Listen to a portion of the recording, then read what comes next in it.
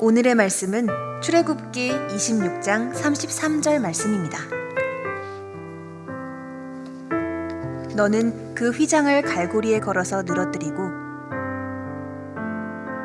그 휘장 뒤에 증거궤를 들여놓아라. 그 휘장이 너희에게 성소와 지성소를 구별할 수 있게 할 것이다. 아멘. 우리 흔히 좋은 집 이렇게 정의를 할 때 좋은 집이라는 것이 위치, 전망, 가격 내지는 어떤 소재로 지었느냐, 이런 것들이 좋은 집의 기준입니다. 근데 저 개인적으로 저는 좀 다릅니다. 좋은 집의 기준은 그 집에 들어가 사는 사람의 만족도입니다. 사는 사람이 난 이 집이 정말 좋아, 그러면 좋은 집이고요.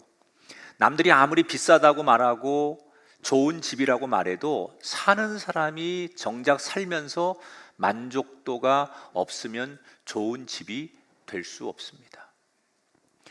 저는 이 원리가 우리 인생에도 그대로 적용이 된다고 생각하는데, 바울이 고린도전서 3장 16절에 이런 말을 했죠. 너희는 너희가 하나님의 성전인 것과 하나님의 성령이 너희 안에 계시는 것을 알지 못하느냐.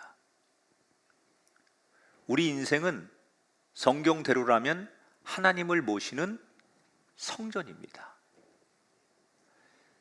예수를 믿든 안 믿든 하나님이 숨결을 불어넣은 모든 사람들은 그 자체만으로도 하나님을 모시는 성전으로 살아야 돼요. 그런데 어떤 인생은 하나님이 그 인생의 집에 거하시면서 참 나는 너와 동거함이 좋고 너의 인생의 집에 거하는 게 나는 참 행복하다, 이렇게 말씀하시는 인생도 있겠지만, 반대로 난 너와 함이 참 불편하다, 나는 너의 집이 너무 힘들구나, 이렇게 말씀하시는 인생도 있을 거라는 거죠. 저와 여러분의 인생은 어떻게 말할 수 있습니까? 하나님께서 정말 좋아하시는 집, 하나님께서 기뻐하시는 집, 하나님께서 머물기를 원하시는 그런 인생의 집, 그렇게 우리는 살고 있는지, 또 우리의 삶의 방향이 그런 집이 되어서 하나님이 주시는, 하나님과 함께하는 복을 누리는 인생들이 되기를 축원합니다. 우리가 하나님 앞에 아름다운 인생의 집이 되려면 어떤 것을 해야 될까?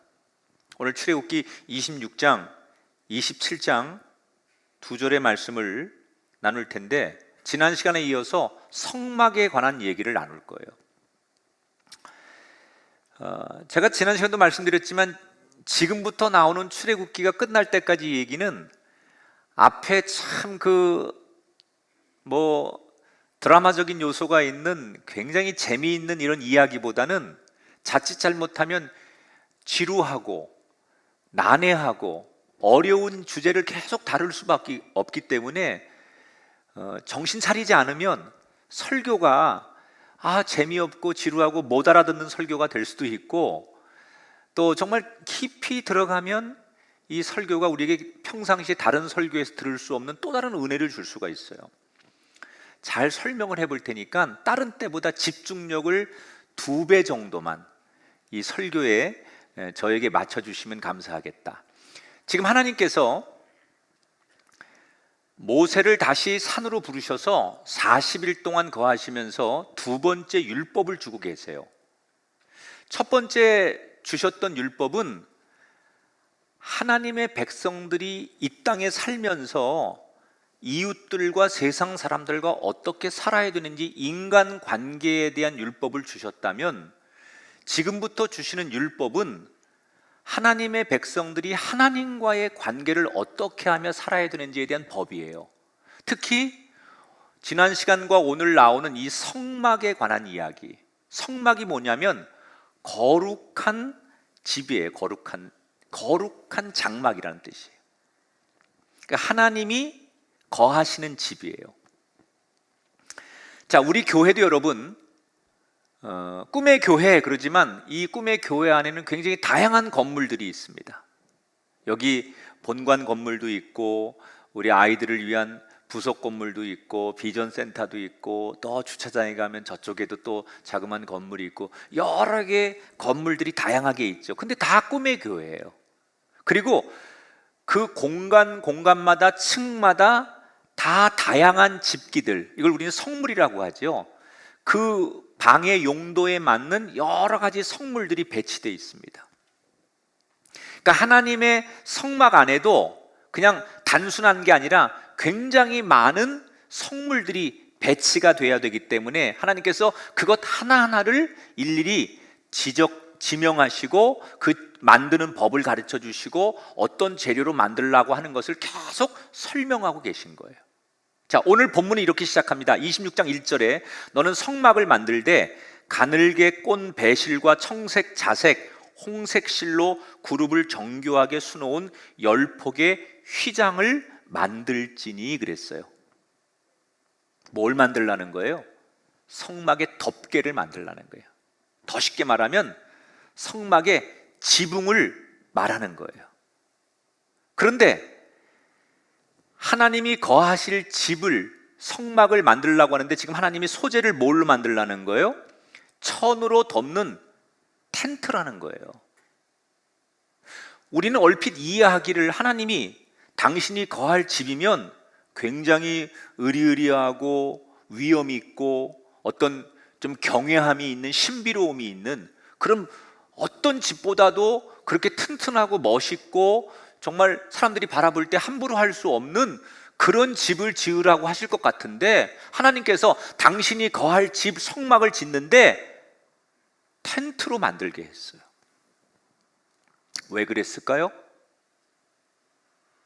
이 하나님의 합리성 때문이에요. 지금 이스라엘 백성들이 하나님의 성막을 져야 되는 이스라엘 백성들이 상황이 어떠냐면 그들이 애굽에서 400년 종살이를 하다가 애굽을 나왔잖아요. 그리고 하나님이 말씀하시는 약속의 땅을 가기 위해서 그들은 지금 광야를 이동하고 있는 거예요. 하루 열심히 걸었다가 밤이 되면 잠시 잠을 잘 텐트를 쳤다가 또 아침이면 그걸 걷어가지고 계속 여행을 하는 거예요. 그러면 광야를 여행하는 그들에게 하나님의 성막이 세워지는 최고의 방법은 쉽게 설치하고 쉽게 철수할 수 있어야 맞는 거예요. 그러니까 하나님이 이스라엘 백성들의 상황을 고려해서 당신 입장만 고집하지 않고 내가 거할 집이니까 최고로 좋은 거 만들고 최고로 귀하게 만들어 여기다 만들어 그러지 않고 하나님이 뭘 배려하시는 거예요? 이스라엘 백성들의 처한 상황, 너희들의 입장, 그래서 너희들이 쉽게 설치하고 쉽게 철수하고 쉽게 옮길 수 있게 그들을 배려하는 집을 하나님이 만들려고 하시는 거기 때문에 천막으로 성막을 만들려고 하시는 거예요. 그러니까 하나님이, 우리가 오해하는 건 하나님은 절대자기 때문에 당신의 의도대로, 그래서 때때로 우리의 상황과 내 생각을 무시하고 하나님이 일방적으로 우리에게 말씀하신다고 생각해요. 아니에요. 하나님은 각 사람의 처지와 그 사람의 환경에 맞게끔 합리적으로 그 사람을 인도하시는 분이에요. 물론 우리가 때로는 내 생각에, 내 판단에 하나님이 하시는 일이 다 이해가 안 될 때가 있어요. 그렇지만 하나님은 분명한 것은 나를 너무나 잘 아시고 우리의 형편을 아시기 때문에 합리적으로 우리를 이끄시는 분이라는 것을 우린 늘 기억하고, 때로는 내 생각과 현실이 뭔가 딱딱 안 맞아지더라도 하나님은 합리적이신 분이야, 내가 몰라서 그렇지 하나님은 그렇게 일방적인 분이 아니야 라고 그 하나님을 신뢰할 수 있는 저와 여러분이 되기를 주 이름으로 축원합니다. 자, 이제 하나님께서 그 성막을 만드는데 성막을 덮을 지붕과 같은 덮개를 만들려고 하면서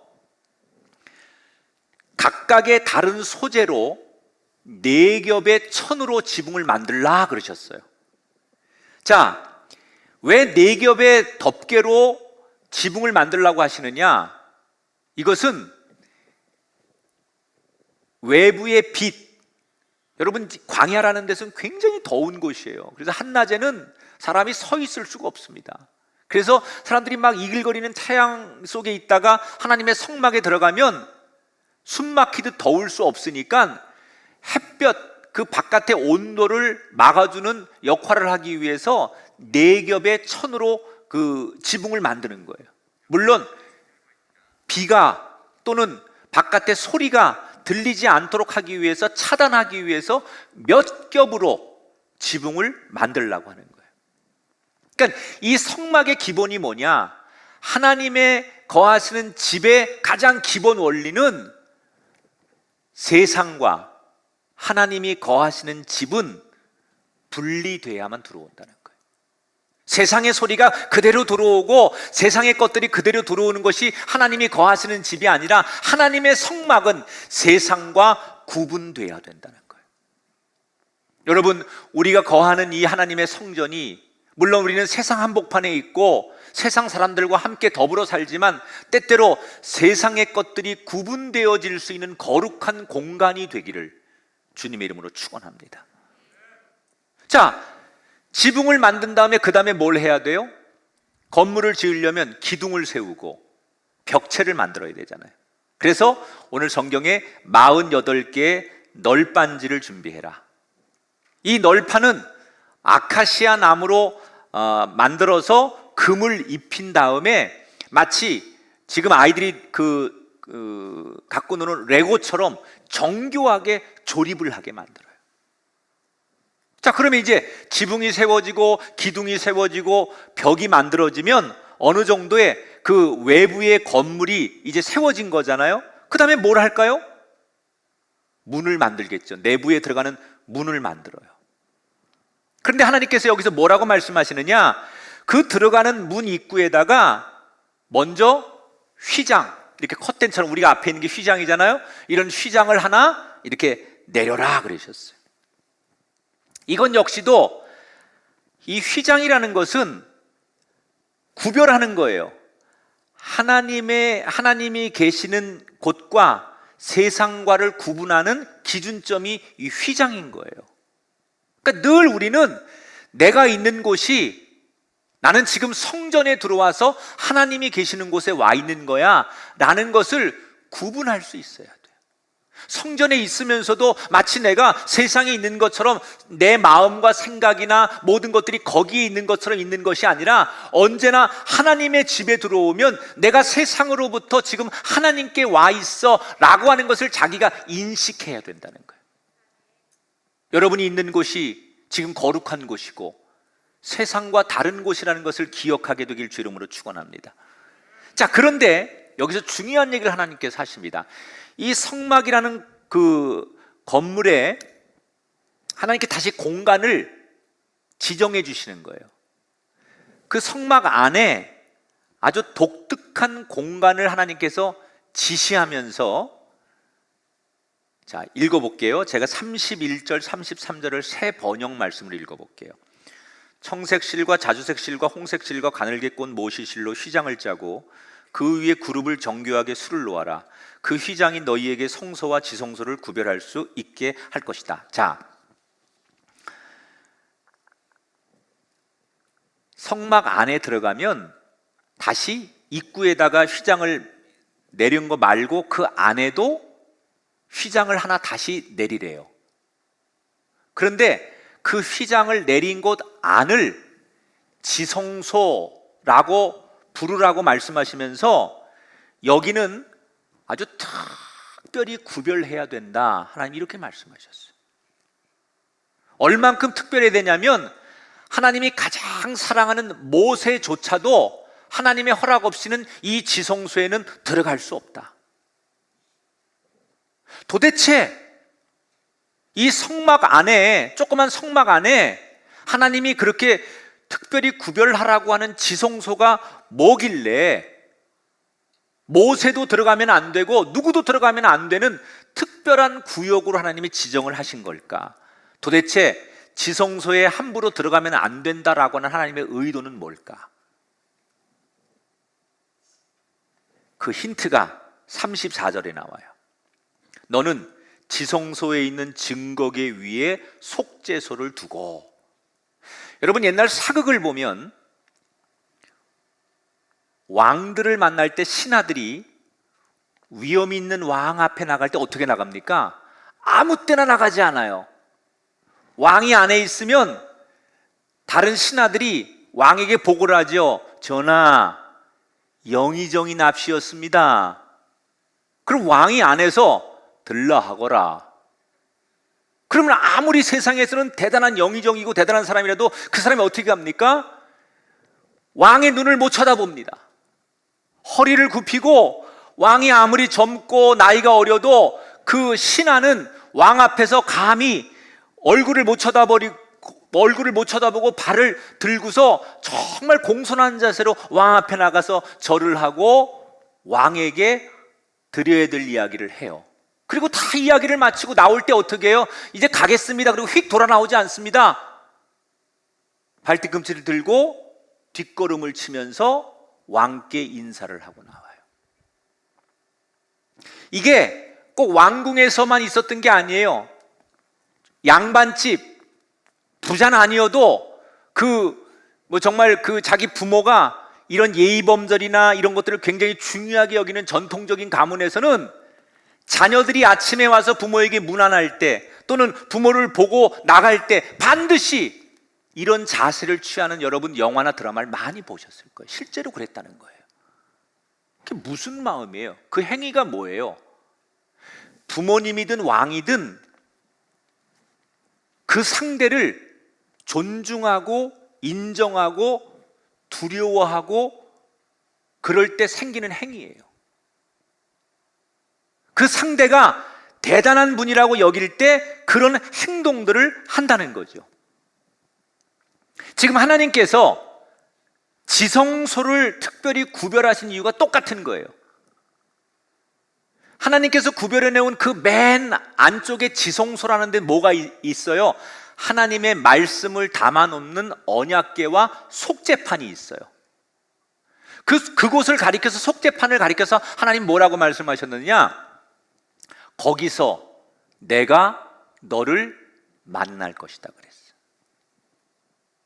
하나님께서 이스라엘 백성들을 만나러 내려오는 공식적인 장소가 속죄소고, 그 속죄소와 하나님의 말씀을 놓는 그 자리를 하나님께서 지성소라고 불렀다는 거예요. 더 쉽게 말하면요, 하나님이 머무시는 안방과 같은 곳이에요. 근데 그런 거를 아무나 쉽게 문 열고 들어갈 수 있도록 만들면 되겠습니까? 하나님이 거하시는 안방과 같은 곳에 함부로 사람들이 들어가서 손대게 할 수 있습니까? 하나님을 인정하고 거기 하나님이 계시니 모든 마음가짐과 생각을 정결하게 하고 그 하나님을 두려워하는 마음을 가지라는 거예요. 그럼 하나님이 무서운 하나님, 누구나 함부로 만날 수 없는 하나님을 말하는 게 아니에요. 하나님을 만나는 건 누구나 만날 수 있지만 그 하나님이 거기 계신데 함부로 대하지 않는 그 마음의 정결함과 마음가짐으로부터 하나님을 만나야 된다는 거예요. 오늘 이 시대에 교인들이 하나님 앞에 나와서 예비하고 이 성전을 드나들면서 갖춰야 될 가장 중요한 핵심이 이거예요. 아무리 좋은 재료로 건물을 꾸미고 열과 성의를 다해서 집을 만들더라도 거기에 모인 구성원들이 하나님을 두려워하지 않는다면, 이 교회에 와 있는 사람들이 하나님을 경외하지 않고 하나님을 우습게 생각하고 하나님을 정말 이게 높이지 않는다면 그게 무슨 하나님의 집입니까? 우리가 여기 와서 아무리 찬송을 부르고 별 행사를 다 한다 할지라도 하나님이 머무시는 안방이라고 생각하는 이곳에 내 마음대로 생각하고 내 마음대로 소리치고 내 마음대로 말할 수 있다면 그게 무슨 하나님의 집입니까? 누구든 세상에 아무리 대단하고 위대한 사람이라도 이 하나님이 머무시는 집에 올 때는 두려운 마음으로, 겸손한 마음으로, 그 마음으로 오는 것이 하나님의 집이어야 된다. 하나님은요, 그 자리가, 그 환경이 아무리 하찮은 곳이라도 하나님을 경외하는 사람이 있는 곳에는 반드시 그곳에 오셔서 역사를 하십니다. 우리처럼 이렇게 교회가 크고 좋은 시설을 갖춘 교회도 있지만요, 시골 교회, 상가교회, 개척교회, 저 선교지의 어려운 교회 얼마나 많아요. 그럼 그런 곳은 하나님이 역사하지 않느냐? 그렇지 않아요. 하나님은 건물의 크기나 사람들의 머리의 숫자나 그런 외형을 보고 그곳에 머무시는 게 아니라 어느 자리에 어떤 환경의 건물을 가지고 예배를 하든 간에 하나님을 경외하는 마음을 가지고 있으면 그곳이 어떤 환경이든 간에 그곳에 역사하신다는 거예요. 우리 인생이요, 세상에서 남들이 다 부러워하는 직업과 능력과 조건을 가졌다고 해서 하나님 우리를 더 귀하게 여기시는 게 아니에요. 사람들이 나를 하찮게 여기고 내가 하는 일을 우습게 생각하고 나를 인정하지 않을지라도 그 사람이 그 자리에서 묵묵히 사람들에게 인정받지 못하지만 하나님을 경외하는 마음으로 살 때 하나님은 그 어떤 인생보다도 그 사람에게 임하신다는 거예요. 어쩌면 지금 우리에게 가장 필요한 회복 운동이 하나님을 두려워하는 거예요. 그런 삶에 하나님께서 아름다운 집을 만들어 주실 줄 믿습니다. 자, 이렇게 해서 하나님께서 이제 건물의 성막의 안과 밖에 어느 정도의 규정을 하신 다음에 27장으로 넘어가면 그림을 한번 보여드릴 건데, 성막 전체가 있잖아요. 지금 여러분이 보시는 대로 왼쪽에 있는 노란 그 그림이 그게 성막이에요. 그래서 조금 전에 얘기한 대로 안쪽에 법궤를 모시는 지성소가 있는 거예요. 안쪽으로. 그 가운데가 이제 커튼을 치는 거예요. 그리고 그 안쪽이 그 바깥쪽이 성소라고 해요. 지성소와 성소를 나누고 이걸 성막이라고 하는데, 그 앞에 지금 반대편에 물두멍이라는 거하고 번제단이라는 게 있잖아요. 요것을 성막뜰이라고 해요. 우리로 말하면 마당이에요, 마당. 여러분, 우리 교회도 들어올 때 이 본당에, 예배당에 들어오기 전에 마당을 거쳐서 들어오잖아요. 근데 하나님께서 하나님의 거하실 성막을 만드는데 마당을 지목하셨어요. 마당을 만들어라. 근데 이 마당을 만드는데 제일 첫 번째 말하는 게 뭐냐면 저 가운데 있는 번제단을 만들라는 거예요. 번제단. 번제단이 뭐 하는 곳이냐? 제물을 태우는 거예요. 구약 시대에는 제사처럼 하나님을 예배하니까 반드시 자신들의 지은 죄를 용서함 받기 위해서 희생 제물을 드리는데, 양이나 염소나 이런 걸 드리잖아요. 그때 그것을 태우는 제단이 바로 번제단이에요. 이스라엘 백성들은 이걸 아카시아 나무로 만들어 가지고 거기다가 노쇠를 입힙니다. 불을 자꾸 떼야 되니까. 그래서 사람들이 번제단이라고 부르기도 하고 노쇠를 입혔기 때문에 지금 사진에 나오는 게 그거거든요. 이것을 놋제단이라고도 불렀어요. 자, 이 번제단을 하나님이 27장에 제일 먼저 거명하신 이유가 있습니다. 우리가 아주 중요한 사람을 만나면요, 중요한 사람을 만나기 전에, 만나기 얼마 전부터 계속 머리도 다시 다듬고 뭐 이렇게 또 넥타이도 바로 매고, 여자분들은 어디 화장도 다시 한번 보고 옷 맵시가 뭐 잘못됐는지 다 미리미리 만나기 직전에도 이렇게 자꾸 자기를 점검하고 나가잖아요. 우리가 하나님을 두려워하면 하나님을 만나기 전에 마지막으로 자꾸 자기를 점검하고 자기를 고쳐야 돼요. 그 필요한 작업 중에 하나가 뭐냐? 내 죄를 버리는 거예요. 하나님을 만나기 전에 우리가 꼭 점검해야 될 것 중에 하나가 내 안에 있는 죄를 버리는 일을 해야 돼요. 하나님은 거룩하신 분이기 때문에 내가 죄인의 모습으로 그냥 가는 게 아니라 내 죄를 인정하고 내 죄를 버리는 행위를 해야 돼요. 그 작업을 하는 곳이 어디냐? 바로 번제단이라는 거예요. 성막에 들어가기 전에 하나님, 내가 이러이러한 죄인입니다. 이 죄를 내가 자복하고 인정하고 하나님께 용서받기를 원합니다. 이런 고백이 있을 때 그 성전 마당을 지나 하나님이 거하시는 성막으로 들어갈 수 있다는 거예요. 우리는 날마다 하나님 앞에 나는 죄인임을 고백해야 돼요. 가장 듣기 싫은 소리지만 우리를 살리는 가장 위대한 복음이 나는 죄인이로소이다예요. 우리가 무슨 세상에 나쁜 일을 하고 죄 많이 짓는 사람에 비하면 나는 그건 죄도 아니야 이렇게 말할지 모르지만요, 여기서 말하는 죄는 크고 작음의 문제가 아니라 늘 인간의 본성은 내가 아무것도 안 하고 아무 생각을 안 하려고 해도 본능적으로 죄가 불쑥불쑥 올라와요. 여러분, 이렇게 밖에 나가보면 가만히 놔두면 며칠만 지나면 잡초들이 삐집고 올라와서 여기저기 잡초들이 막 자라죠. 뭘 하지 않았는데도 잡초들이 막 계속 올라와요. 창문 닫고 문을 다 닫고 아무도 들어가서 거기에서 거하지 않는데 며칠만 지나면 아무것도 하지 않은 그 집에 먼지가 뽀얗게 쌓입니다.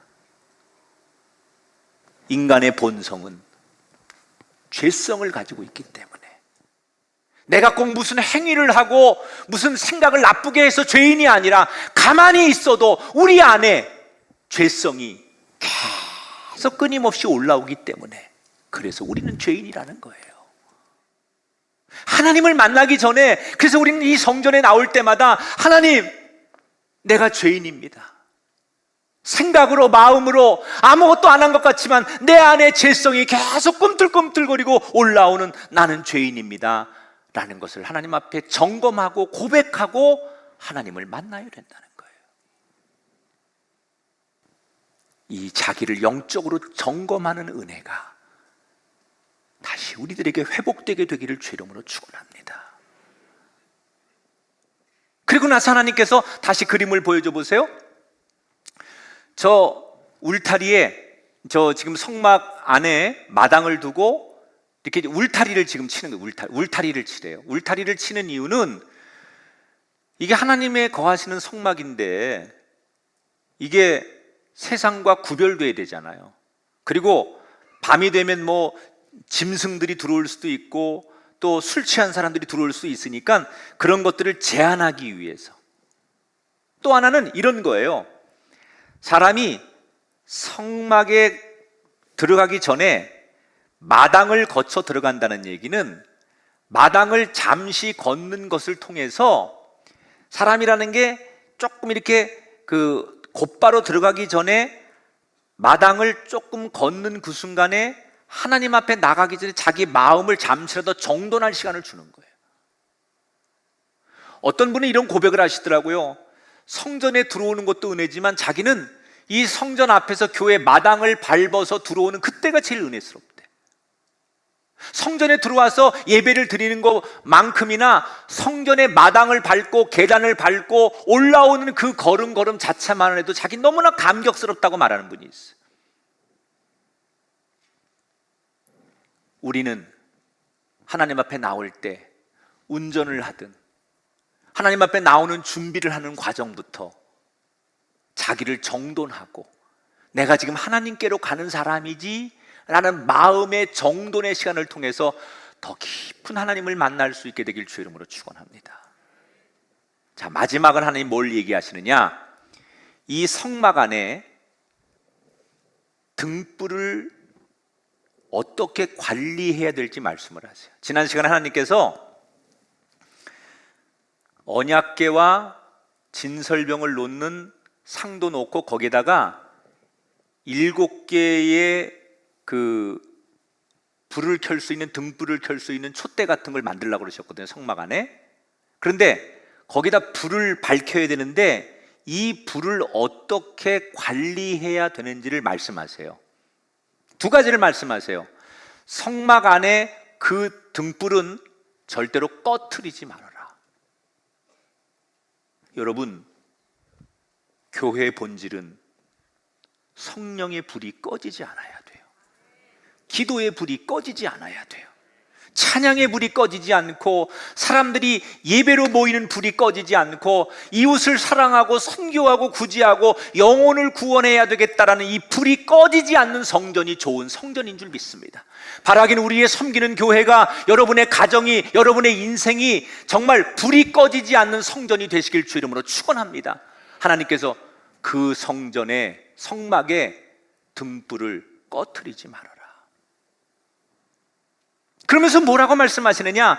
그 등불이 꺼져서 안 되기 때문에 제사장이 그 등불을 계속 관리하면서 기름이 떨어지면 수시로 기름을 채워 넣어야 한다는 거예요. 그런데 어떤 기름을 채워 넣어야 되느냐, 이게 중요해요.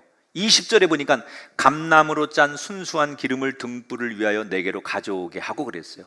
따라합시다. 순수한 기름. 하나님께서 등불을 꺼트리지 않기 위해서 뭘 쓰라고요? 순수한 기름을 쓰래요. 여기서 말하는 순수한 기름은 올리브 기름을 말하는 거예요. 근데 이 당시에 올리브 기름을 짜서 등에 불을 켜는 기름을 쓰는 건데, 이걸 두 가지 방법으로 기름을 얻습니다. 하나는 대개는 많은 사람들이 올리브를 갈아요. 그러면 이 가는 거는 쉬워요. 그래서 갈아서 나오는 기름을 얻어가지고 그걸 가지고 등불을 켜는데, 문제는 쉽게 올리브 기름을 얻지만 이 가는 데서 생기는 찌꺼기가 많이 나옵니다. 그래서 불을 켜면 그을림이 많이 생기고, 실내 같은 데다가 그걸 두면 그을림 때문에 공기가 탁해지는 거예요. 또 하나 방법은, 기름을 좀 고급 기름을 얻으려면 같은 올리브라도 가는 게 아니라 하나하나 찌는 거예요. 방아 찢듯이. 그러면 그 올리브의 기름이 훨씬 더 고급진 기름이 나와요. 그 기름을 쓰면 그을림이 안 생기고, 그걸 실내에 이렇게 등불을 갖다 놓으면 그 기름으로 등불을 켜면 공기가 나쁘지 않아요. 그런데 문제는 이 고급 기름을 얻기 위해서는 올리브 기름을 가는 것보다는 몇 배 노력이 필요하고 과정이 필요하고 그 모든 절차가 힘든 거예요. 그러니까 사람들이 쉽게 기름을 얻으려고 자꾸 갈지만, 하나님이 원하는 건 뭐예요? 아무리 힘들고 몇 배로 노력을 하고 고생을 하더라도 고급진 순수한 기름을 얻으려면 그 희생을 지불하라는 거예요. 여러분, 오늘 이 성막의 정신을 가지고 오늘 하나님 우리에게 뭘 말씀하시려고 하는 거냐? 우리의 신앙이 이 올리브 기름처럼 순수한 믿음으로 하나님을 바라봐야 된다는 거예요. 순수함이라는 게 뭡니까, 여러분? 순수함이라는 것은 바보라는 얘기가 아니에요. 순수함이라는 것은 그저 하나님만 바라보는 거예요. 성막 안에 있는 제사장이 등불을 꺼트리지 말라는 거는요, 24시간 꺼트리지 말라는 게 아니라 원래는 저녁부터 그 다음날 아침까지 등불이 꺼지지 않는 거예요. 그러면 성막 안에 누가 들어가냐? 제사장이 들어가서 밤새도록 이 성막 안에 있는 등불을 꺼트리지 않으려고 기름이 떨어지면 아까 이렇게 방아를 찧어서 만든 순수한 올리브 기름을 또 채우고 또 채우고, 그래서 밤새도록 그 등불이 꺼지지 않도록 그걸 관리하는 게 제사장이에요. 근데 거기는 아무도 없어요. 자기 혼자밖에 없어요. 졸립기도 해요. 따분해요. 다른 잡념도 들 거예요. 내가 뭐 하나 이런 생각도 들 거예요. 그러나 제사장의 역할은 뭐예요? 그 성막 안에 하나님을 밝히는, 하나님이 거하시는 집을 밝히는 그 등불을 꺼트리지 않기 위해서 밤새도록 그 등불만 바라보는 게 제사장이라는 거예요. 그게 순수한 거라는 거예요. 세상은 뭐로 가도 서울만 가면 된다고 말해요. 어느 길을 가든 잘 먹고 잘 살게 해주는 쪽을 사람들은 선택해요. 그래서 예나 지금이나 사람들은 내가 볼 때 좋은 길을 따라갑니다. 종교도 진리이냐를 보고 따라가는 게 아니라 나의 이익을 따라서 신을 바꾸는 사람들이 있어요. 그런데 그렇게 갈팡질팡하고 순수하지 않게 그렇게 산 사람들하고 그저 무슨 일이 있어도 하나님만 바라보고 순수하게 걸어간 사람하고 마지막에 가면 누가 이기는 줄 알아요? 하나님이 이렇게 약속하셨어요. 끝까지 믿음을 지키고 순수하게 하나님을 바라본 사람을 하나님이 이기게 해주세요. 그런 대표적인 사람이 사무엘이나 다니엘 같은 사람 아니에요? 얼마든지 세상에 살면서 편한 길, 다른 사람들을 따라갈 수 있는 기회가 많았어요. 그러나 사무엘이나 다니엘은 끝까지 하나님만 바라보고 주님만 바라보고 그렇게 살았더니 마지막에는 그들이 승리자가 되게 하셨어요. 여러분, 다른 곳에 눈 돌리지 않는 하나님만 바라보는 순수한 믿음이 지금 우리에게 가장 필요할 때라는 거예요. 하나님은 여러분 한 명 한 명이 세상을 이기기를 원하십니다. 우리가 그렇게 살 수 있도록 하나님께서 보혜사 성령을 보내셔서 우리를 지금 돕고 계십니다. 이럴 때 우리는 다른 데 눈 돌리지 말고 순수하게 하나님만 바라봤으면 좋겠어요. 그럼 반드시 하나님이 여러분을 이 세상에 이기는 자 되게 하실 줄 믿습니다.